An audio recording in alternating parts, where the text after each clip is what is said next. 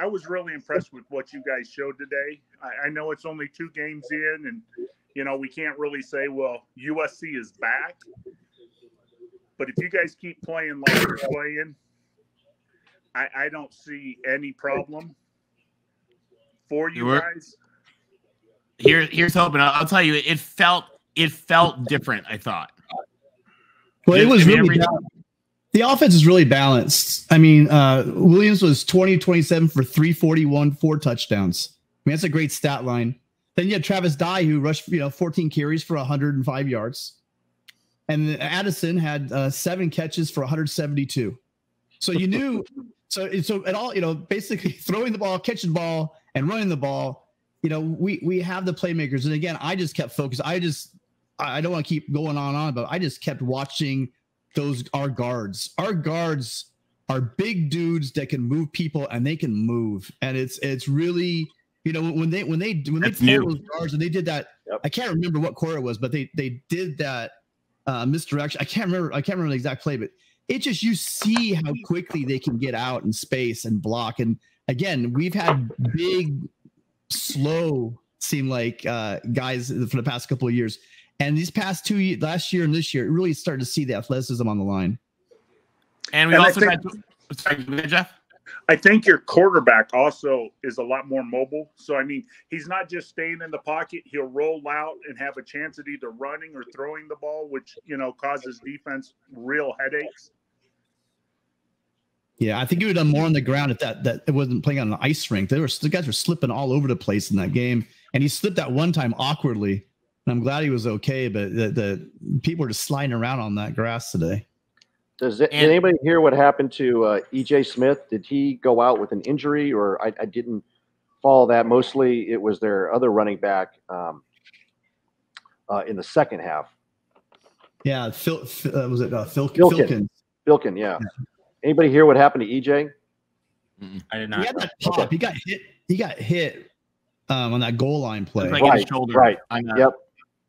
I think Max Williams forced a fumble. They were showing that highlight, but don't know what happened to him. Didn't really see him towards the end of the game. Hope he's okay. Yeah, I think they said something about the fact that David Shaw normally doesn't, and I don't think the media's get any in-game updates anymore for all the way across football. I don't think anyone does that anymore. Sure. They're not going to tip their hand to the other team anymore and say, he's out for the rest of the game. They'll leave him guessing.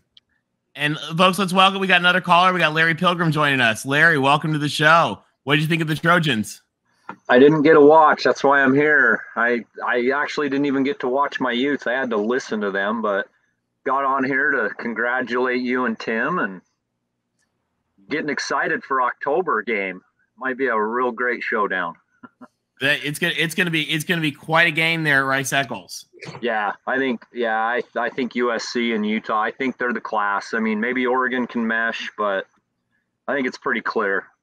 So I'm gonna go back and watch the game, see what I think. But obviously, Caleb Williams is probably the truth. So happy for you guys. Thanks. We're glad to have you. Thanks for calling in. Yeah, you bet. Yeah, Eddie, I think you're right. I think this is gonna be special. I mean, I think we're saying you're nitpicking that defense, but that offense is. Well, I mean, it needs a little nitpicking. Okay, but that offense was just I don't know. That first half, I was really worried about going into the game. I really was. I'm not gonna lie. I mean, I did tell you guys my score. What I picked, I said 45-21, so I was pretty close. You were really close. Close. But I thought it would play out a little bit differently. I did not think we would jump down their throats to start. I thought it'd be a slugfest when we pulled away. Yeah.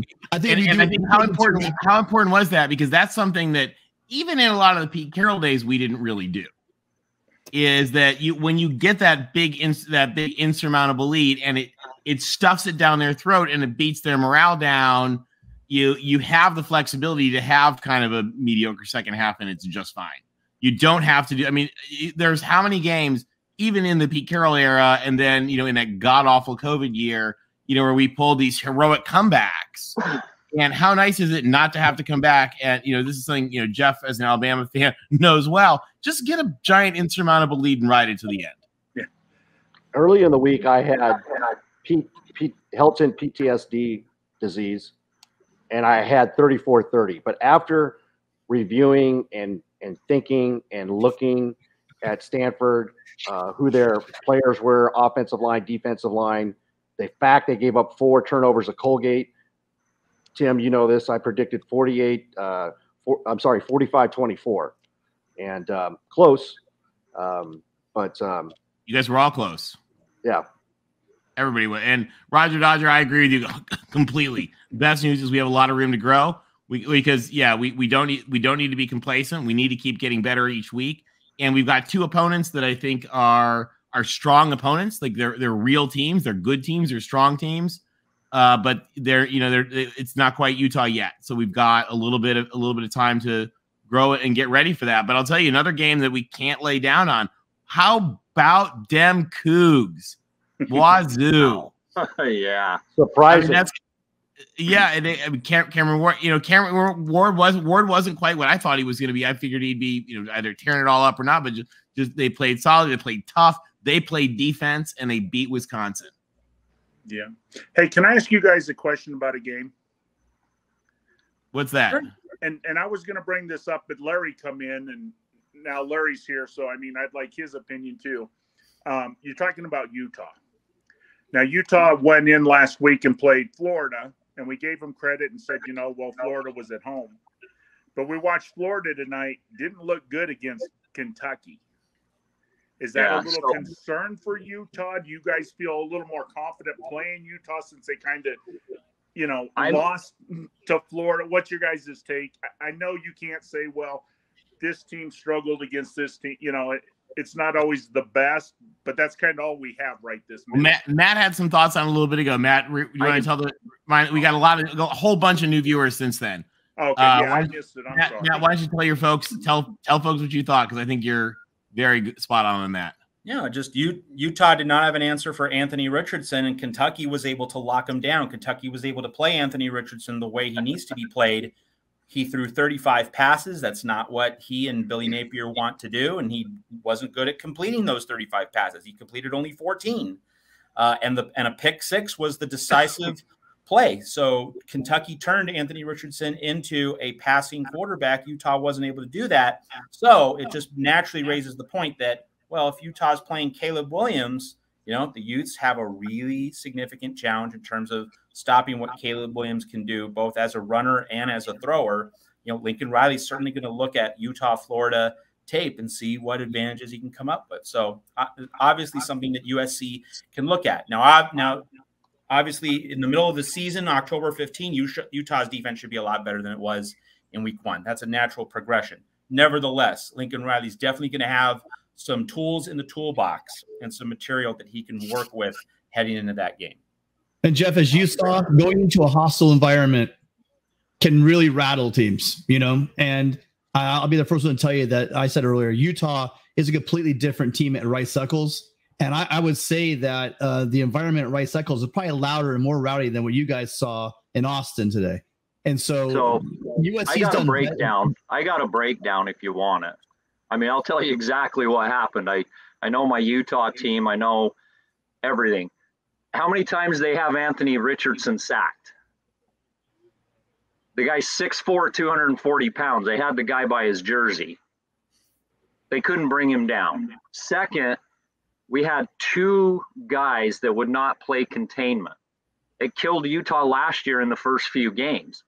So this is also, Kentucky had the benefit of tape. Utah didn't have any tape on Anthony Richardson. So they've got to get, like Lander Barton, that was his first game. You're a freshman on the road. You're 19 years old in Florida, and Anthony Richardson. So when he went up and he did the pirouette, Lander Barton's a freshman. He should have sacked him as soon as he turned around, but he didn't. He's a freshman. So Utah did not play contain. They're playing too many brand new guys out on the edges, and it killed them to begin the year last year. Look at the BYU game. They wouldn't keep contain and keep their lanes. So, which is really strange for a Utah team. And Kentucky had the benefit, and I don't know why Utah didn't play Richardson like they did Anthony Brown. That's all you got to do. Anthony Brown is he's the same quarterback. You know, he's fast, he's mobile, but he's not accurate all the time. And Richardson actually threw better against Utah. His guys were just as open tonight. I watched that game. He missed guys that he didn't miss against Utah.